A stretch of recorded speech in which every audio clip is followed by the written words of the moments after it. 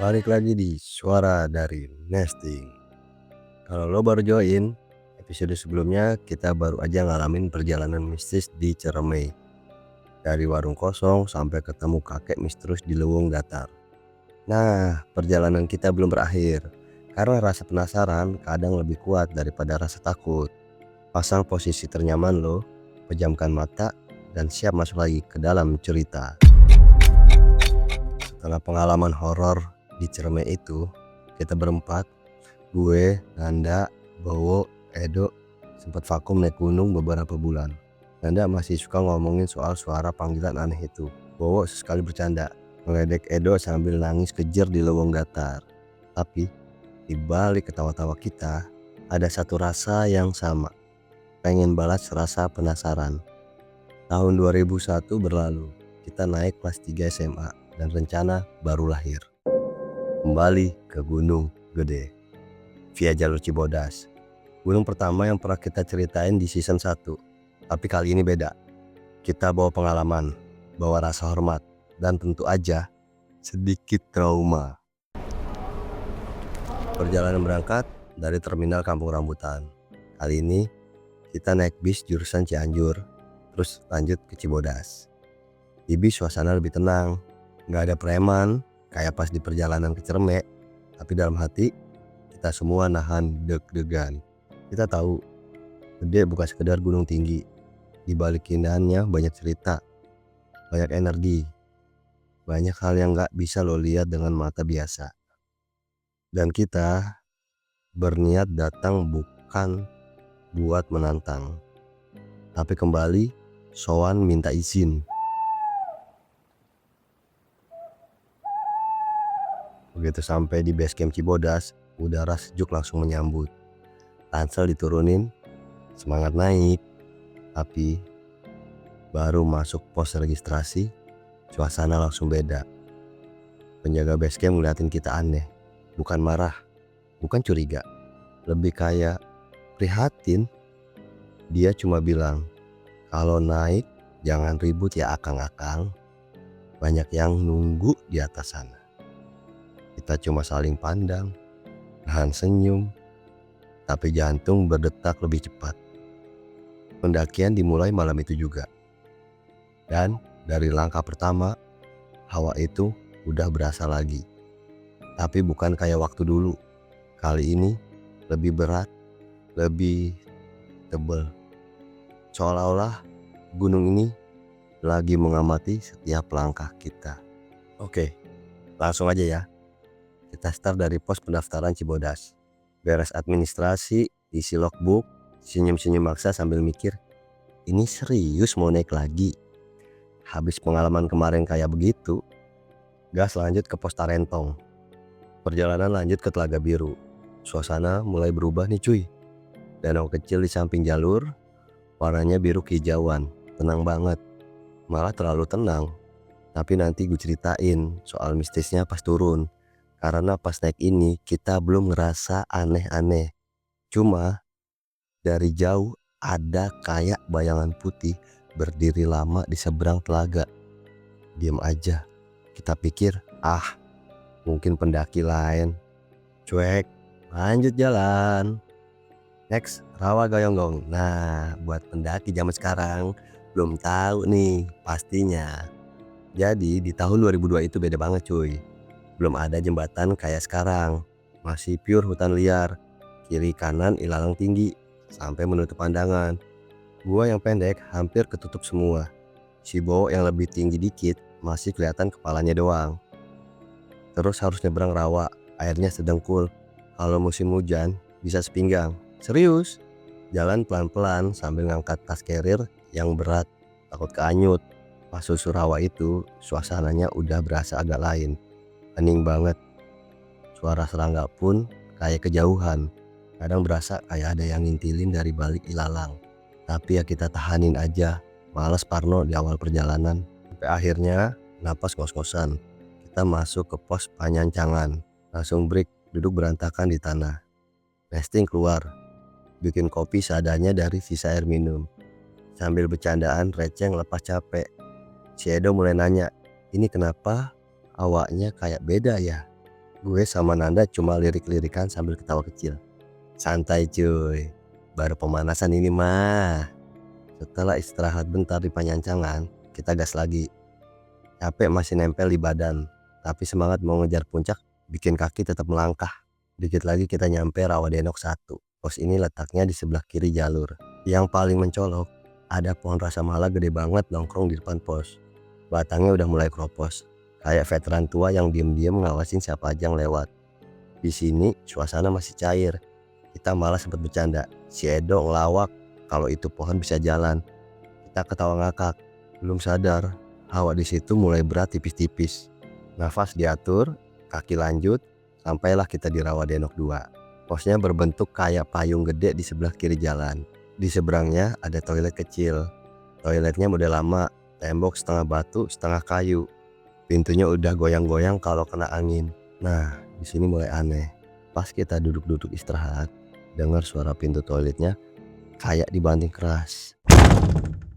Padahal jelas-jelas dari tadi gak ada orang lewat selain kita.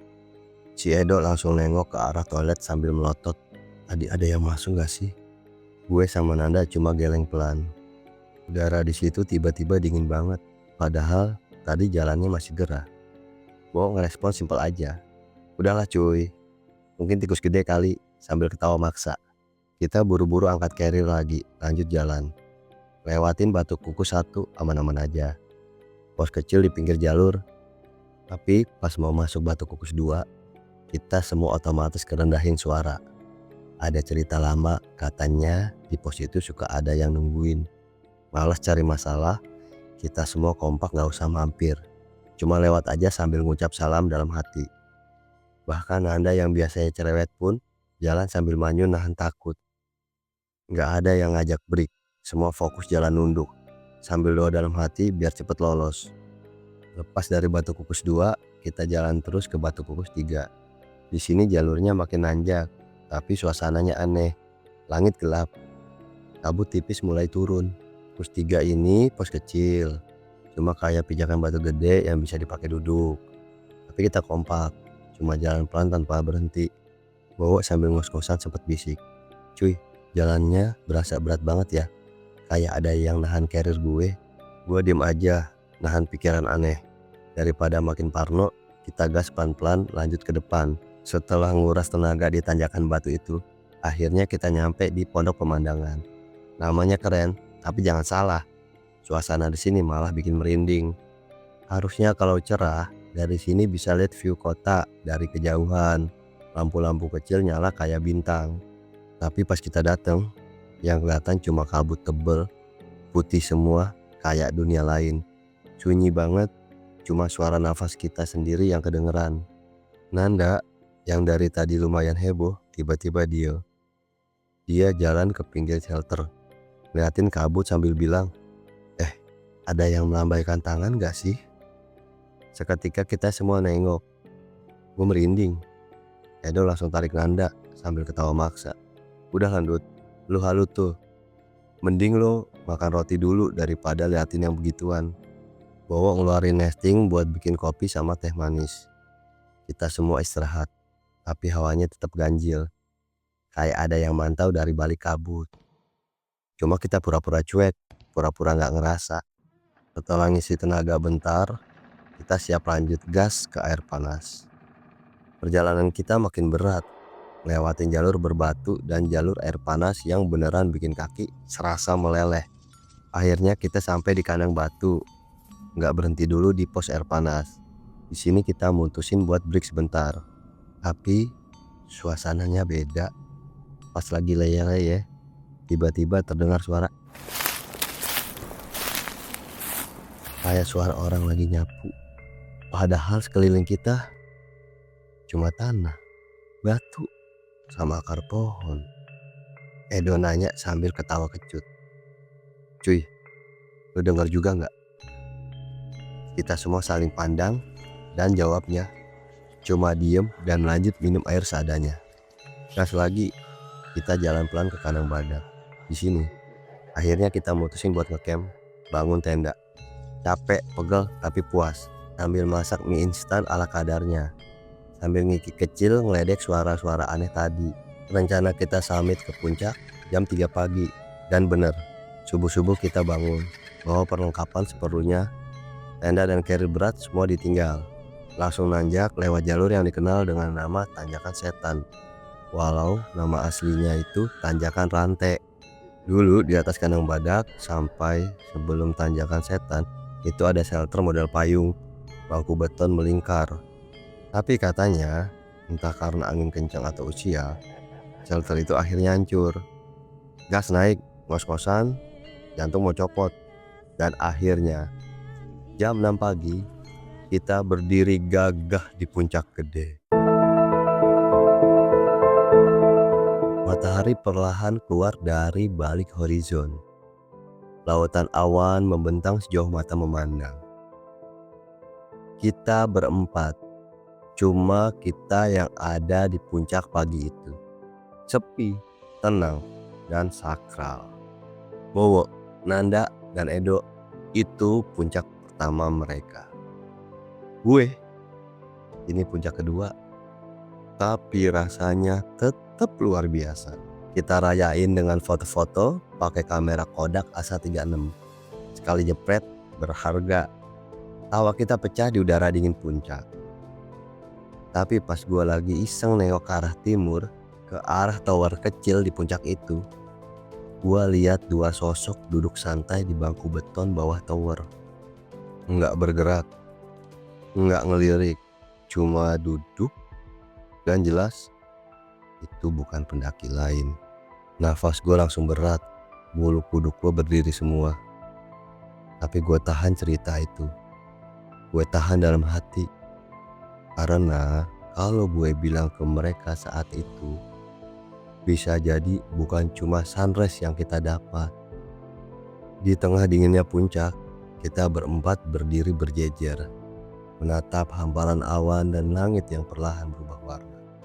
Tapi satu yang pasti, hari itu sunrise jadi saksi perjalanan kita, saksi persahabatan kita, dan saksi kalau tempat ini kita bukan cuma berbagi ruang sama alam, tapi juga sama mereka yang tak terlihat. Oke cuy, segitu dulu cerita kita di Puncak Gede. Buat gue, buat Bowo, Nanda, sama Edo, ini bukan sekedar muncak biasa. Ada rasa lega, ada rasa bangga, tapi juga ada sesuatu yang gak bisa dijelasin. Kayak kita tuh gak pernah benar-benar sendirian di atas sana. Gua Kiming Saputra, pamit dulu dari episode ini. Tetap pantengin suara dari Nesti, karena perjalanan pulangnya bakal lebih berat, bakal lebih mistis, dan lebih gila lagi.